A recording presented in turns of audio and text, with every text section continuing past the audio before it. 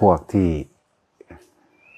มีความศรัทธาหรือว่ามีความตั้งใจที่สิบวชจริงๆนะมาตะโตกับบัตรประชาชนโหลด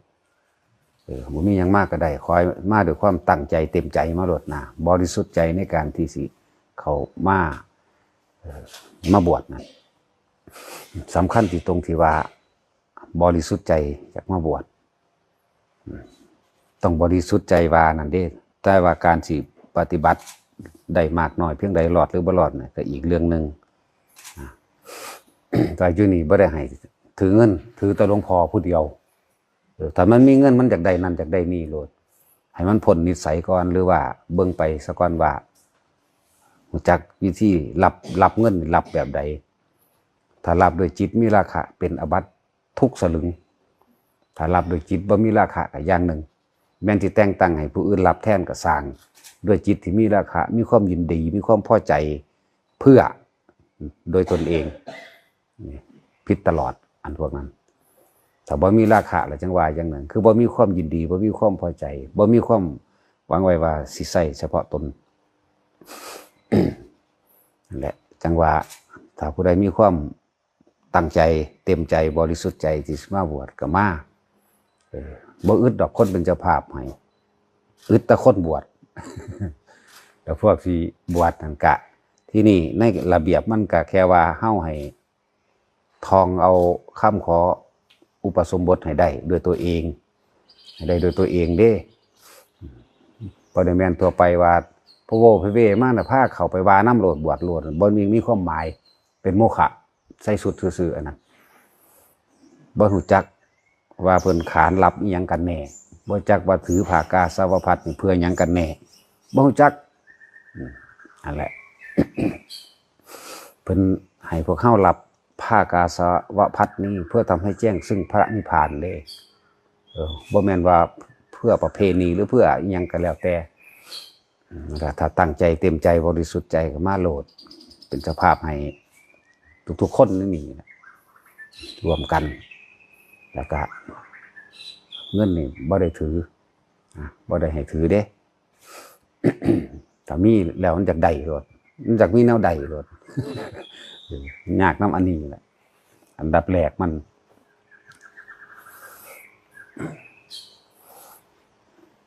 แล้วถ้าผู้ใดหวังความเจริญในทางธรรมแท้ๆแก่ตัวเองอย่าบวชอยู่บ้านอย่าบวชนำบ้านแล้วก็อย่าบวชใกล้บ้านอีกถึงสิมีความเต็มใจบริสุทธิ์ใจในการสิบวชก็จะอยู่ใกล้บ้านอีกบ้านที่มันใกล้ๆกันขี่มอไซค์ไปหากันได้ขี่จักรยานไปหากันได้ง่ายๆนั่นมันสิมีความของข้ากังวลปริโภทกังวลด้วยญาติกังวลด้วยหมู่พวกกังวลด้วยทรัพย์สมบัติอย่างใดอย่างหนึ่งจากการได้ยินได้ฟังมีเบิดนั่นแหละจังหวะนี้ออกมาจากบ้านไกลๆเลยข้ามจังหวัดมาโหลดตาบ่เห็นหูบ่ได้ยินผู้นั้นผู้นี้บ่มาหาในญาติในหมู่พวกนั่นแหละมันกะสิห่างออกนะมันจะสิห่างออกเหลือแต่ตัวเองเท่านั้นสิคุ้มใจตัวเองเท่านั้นแหละแต่ว่าที่นี่ก็ว่าเฮาให้ทองเอาเองให้มันได้อยู่เด้ทองเอาเองให้ได้เมื่อทองได้แล้วก็บ่มีปัญหาแข้งขาครบ32ประการนิ้วขาดนิดน้อยนึงก็บ่เอาเด้อข้อมือเดียวก็ไม่เอาหูขาดนิดน้อยก็บ่เอานะปากเพดานโหวหรือลอยขาลอยแขนลอยบ่เอานะเอาตามพระวินัยเลยบ่ได้เอาตามใจไผบ่ได้เอาตามใจคนส่วนมากขาลอยเท่อยู่ก็เอานะเป็นโมฆะเบิดพวกนั้นที่เฮาเห็นอยู่ เป็นช่องว่างให้คนพิการหรือว่าให้คนขี้คร้านหรือคนบ่มีอาชีพเข้ามานะมันต้องเป็นมหาบุรุษเต็มลักษณะอีหลีเด้มันจังสิเป็นไปได้หลายๆอย่างที่พระพุทธเจ้าเพิ่นวางกันเอาไว้แต่สมมุติเอาเบิดล่ะพี่น้องกันแน่เกรงใจแน่นั่นแน่อันนี้บ่มีเกรงใจไผบ่มีผู้ใดใหญ่กว่าโลกอีกบ่มีผู้ใดมามีตำแหน่งยศถาบรรดาศักดิ์และอำนาจบังคับทำได้ส่วนผู้ที่เป็นทาสกิเลสตัณหาอุปาทานเงินนั่นก็แล้วแต่นะอยู่นี่เฮาบ่สนใจตายทอกันนั่นแหละจังว่าบ่ได้เฮ็ดตามใจไผแต่เฮ็ดไปตามพระธรรมเฮ็ดไปตามพระวินัยเอาธรรมเป็นใหญ่เอาพระวินัยเนี่ยเป็นทางเดินตาม พระวินัยแหละคือพระศาสดาพระวินัยได้เป็นพระศาสดาบุคคลผู้ควรกระทำตามบุคคลผู้ควรเดินตามได้ศาสะนี่ศาสนาแปลว่าหนทางแปลว่าแนวทางปฏิมาศาสดาดามาจากคำว่าอัตตาเรียกว่าบุคคลผู้ควรกระทำตามมีพระพุทธเจ้านั่นแหละ ถึงว่าเฮาบ่เฮ็ดน้ำคนจึงบอกได้เลยว่าภาษาคนโลดมันสิฮู้ซำใดเดี๋ยวนี้นะมึงสิเว้าเรื่องพระนิพพานก็สร้างยังหาอยู่หากินยังอยากได้นั่นเป็นนี่อยู่นั่นนะมันมีทางจึงบอกว่าบ่เอาน้ำคน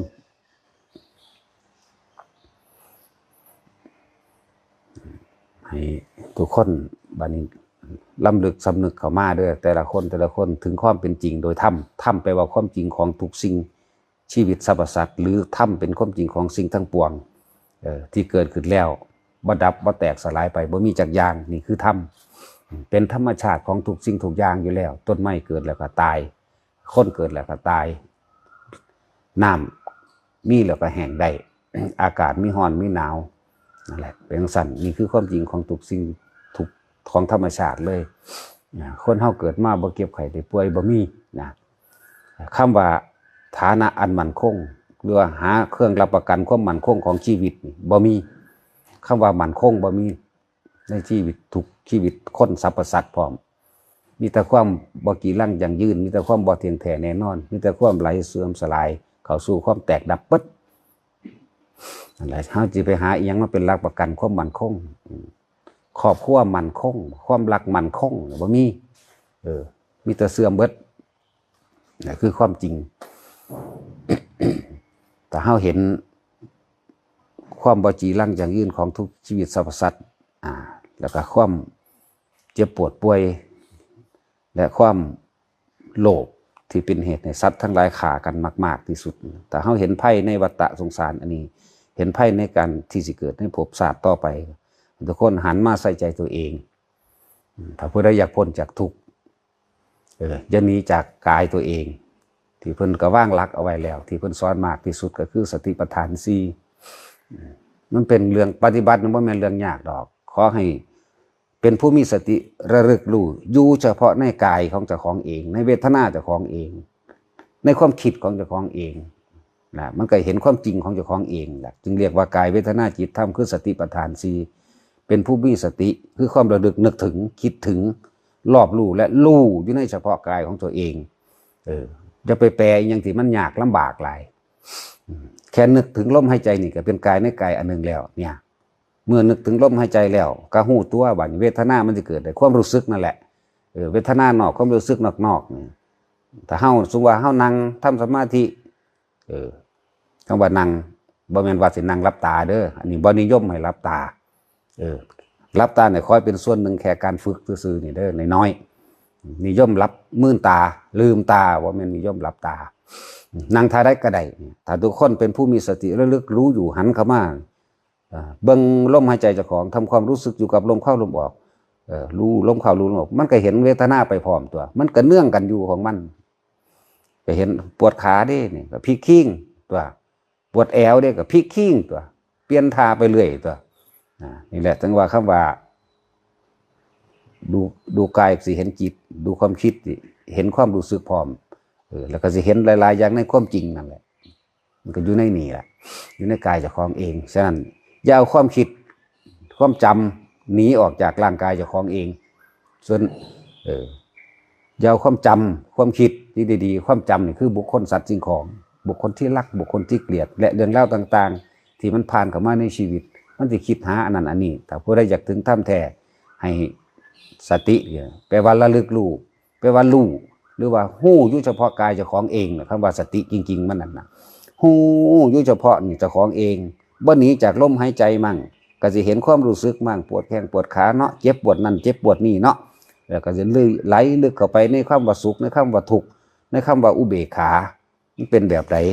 แล้วมีอันใดอันหนึ่งเที่ยงแท้แน่นอนจากอันอยู่บ่สุขกับบ่เที่ยงทุกข์กับบ่เที่ยงนั่น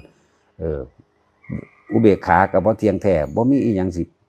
หาหลักประกันในความมั่นคงบ่มีจักอย่างเนาะนี่มันก็เห็นอยู่ในนี่ตัวเห็นกับตัวจิตนั่นแหละจิตในจิตนั่นแหละระลึกนึกรู้คุ้มความคิดของเจ้าของนั่นเองเข้ามาจิตในจิตก็เลยจะไปแปลยากคุ้มความคิดเจ้าของ เวลามันถีบไปหาบุคคลสัตว์สิ่งของผู้นั้นผู้นี้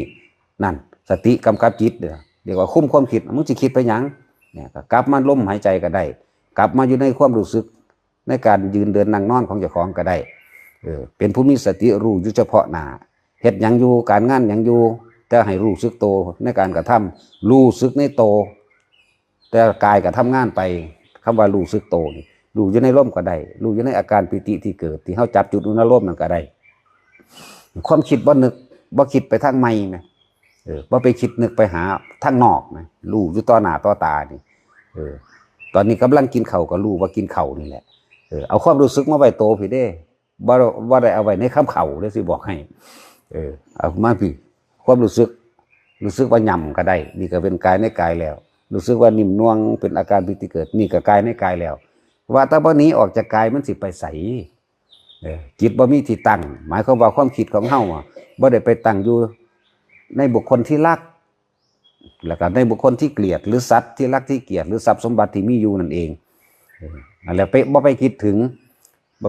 คนที่สั่งกูสั่งมึงได้กินข้าวอยู่นี่บ่ได้อยู่กับเจ้าของนี่เห็นบ่คิดออกข้างนอกเบิดเลยบ่ควบคุมความคิดเจ้าของให้มันอยู่ในกายในเวทนาในความคิดของเจ้าของเองนี่แหละมันจังสิเห็นความจริงเรียกว่าธรรมเห็นธรรมในธรรมนี่เห็นธรรมนอกก็เห็นธรรมในทันตัวยึดหยังเกาะหยังสุขมีกิ่งบ่ทุกข์มีกิ่งบ่หรือว่าเฉยๆมีกิ่งบ่เนี่ยมันก็เห็นความจริงทันตัวเห็นความจริงของสิ่งทั้งปวงนี่มันก็บ่เข้าไปยึดทันตัวมีแต่แค่กระทบรู้สึกแล้วก็ผ่านกระทบรู้สึกกับผ่านคนเฮาที่มันบ่ผ่านเพราะว่ามันไปดึงขึ้นมาเข้าใจบ่ล่ะความคิดเจ้าของแหละดึงขึ้นมา บัดนี้หันเข้ามาแม้กระทั่งว่าความสงบที่ทุกคนทำสมาธินั่นแหละความสงบแล้วเกิดความรู้สึกปลื้มอิ่มปิติ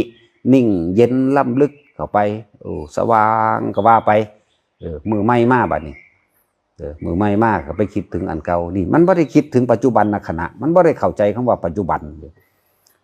นแค่รู้ล่มมั่งรู้ว่ายางไปยางมานี่หนีความคิดบ่ออกเข้าใจว่าควบคุมความคิดแต่ของเองบ่ให้มันไปหาบุคคลสัตว์สิ่งของอันเป็นอดีตที่ผ่านมาแล้วสิ่งที่ผ่านมาแล้วล่วงมาแล้วจะไปคิดถึงมันนี่ไหมมันผ่านมาแล้วเมื่อวานนี่หรือชั่วโมงที่แล้วหรือนาทีที่แล้วจริงๆนะคนเลยบอกหูจักคำว่าปัจจุบันนักขณะรู้สึกตัวทั่วพร้อมเห็นไหมรู้สึกตัวอยู่ในปัจจุบันนักขณะ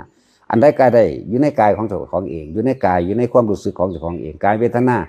ควบคุมความคิดของเจ้าของเองเรียกว่าจิตในจิตก็ตามนั่นแหละอยู่เฉพาะนี่ไหมมันบ่ไปใส่เลยผู้ใดเฮ็ดได้อยู่ซ้ำนี่นั่นแหละบ่มาเกิดดอกบ่มากันแล้วกันความคิดเฮาบ่ไปคิดถึงผู้นั้นผู้นี้มันบ่ไปตั้งอยู่มันบ่ไปคิดนึกบุงแต่งไปอยากได้เป็นดังใจแบบนั้นแบบนี้อารมณ์เกิดบ่ได้วิญญาณดับไปอารมณ์นั่นแหละวิญญาณก็เลยความรู้สึกที่พอใจได้พอใจนั่นแหละวิญญาณก็เลยหรือพบก็อันนั้นแหละพบก็ดี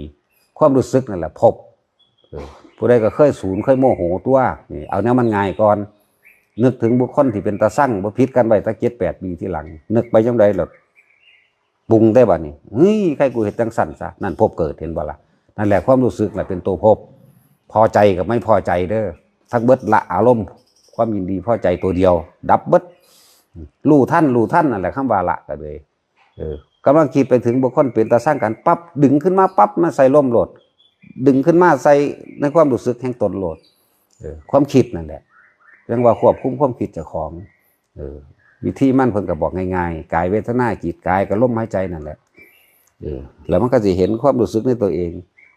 สงบแล้วได้อันที่เฮาเห็นว่าปวดขาไว้สงบแล้วได้น่ะจักบ่ล่ะหลายๆคนบ่ทันได้เข้าใจต้องบ่ฮู้ยินหยังต้องบ่เห็นหยังต้องเงียบต้องดับปึ๊บว่างว่ะอันนั้นมันเป็นการพักจิตโดยการไหลเข้าสู่เรียกว่าเข้าสู่ฌาน4ดอกอันจังซั่นอันนั้นบ่เอามันสิเป็นไปเอาเองอย่าไปตั้งไว้อันนั้นสงบอย่างนั้นบ่ได้เอาที่ไม่สงบเอาที่ไม่สงบเอาเพื่อให้เกิดปัญญาเอาที่เห็นนี่แหละเดี๋ยวก็คิดไปแล้วเนาะเนี่ยปั๊บโอ้นั่นไปเกิดกับนั่นเราดับแล้วเนาะเนี่ยเอายังดับเอาล่มดับพอตอนมันคิดถึงวันนั้นปั๊บกลับมาเนี่ยเรียกว่าให้มันทันเด้อคำว่าอนิจจังทุกขังอนัตตาคำว่าปัญญานี่รอบรู้ยังรู้ในตนเองนี่แหละบ่ได้ไปรู้แนวอื่นเด้บ่ได้ไปเอารู้เห็นสวรรค์นรกภาษาของแถมดอกกันนั่นของแถมของเล่น แล้วก็พากันเอามาเว้าอยู่บ่เลิกบ่แล้วมันผ่านมาตะโดนแล้วก็เอามาปรุงได้หลายกว่าเก่าอีกนั่นแหละมันสมควรถิ่มหรือบ่ถิ่มมันไปดึงขึ้นมาหั่นนะเห็นวับๆแวบๆซ้ำนั่นซ้ำนี่เห็นแค่ผ่านหางตาจังซี่ดีบ่ดีเป็นความคิดเจ้าของเองล่ะบ่แม่นอีหยังดอกนั่นแหละ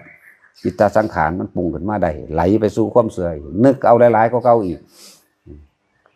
จริงๆเพิ่นบ่ได้ให้ไปรู้อีหยังมากมายดอกเรื่องอภินิหารทิมโลดเพราะซ้ำนั่นแหละมันทำลายปัจจุบันขณะเด้อภินิหารทำลายเจ้าของนั่นแหละเพราะมันนึกมันอยากเป็นนั่นอยากได้นี่อยากเห็นนั่นอยากเห็นนี่เรื่องอภินิหารน่ะทำลายหลักแห่งความจริงที่ตัวเองจะต้องรู้ตัวเองในปัจจุบันขณะจริงๆเด้ถึงว่าบ่นิยมอันจังสั่นเศร้าทิมโลดผู้เขาเจ้าเก่งกว่าเฮาตายเบิดล่ะแม่นบ่ล่ะผู้เขาเจ้าที่มีในตำราตายเบิดแล้วแม่นบ่ยายนวลตายเบิดแล้วเด้เนาะผู้นั้นเก่งผู้นั้นเลิศตาทิพย์ผู้นี้เลิศฤทธิ์ผู้นี้เลิกการเข้าฌานผู้นี้เลิกการเข้าฌานออกฌานผู้นี้เลิศอันนี้ตายเบิดแล้วเด้เนาะเลิศหยังกระสร้างเฮาเลิศในหูดังนี่พ่อบ่ต้องเกิดเข้าใจบ่ล่ะเพราะ